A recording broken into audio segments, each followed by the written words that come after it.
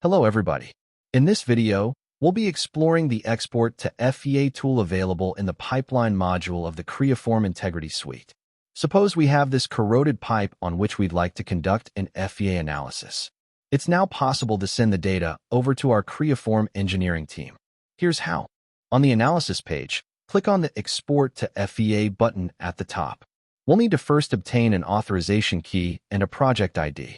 Start by contacting our team and filling in this information. Once processed, our team will issue the key and ID, which can then be entered back on the information page. Once the form is filled, you can hit Send. We're seeing the workflow mode here, but the same procedure can be performed in the classic mode. Let's switch. Here, select your surface, right-click and hit Export to FEA. The same information is required as before. Let's take a look at the results now. This is what you'll receive from the engineering team after the analysis has been completed. Here is our original data, which was obtained from the regular pipeline analysis. And here are our FEA results, which include analyses such as triaxiality damage, von Mises stress, effective strain, and burst pressure.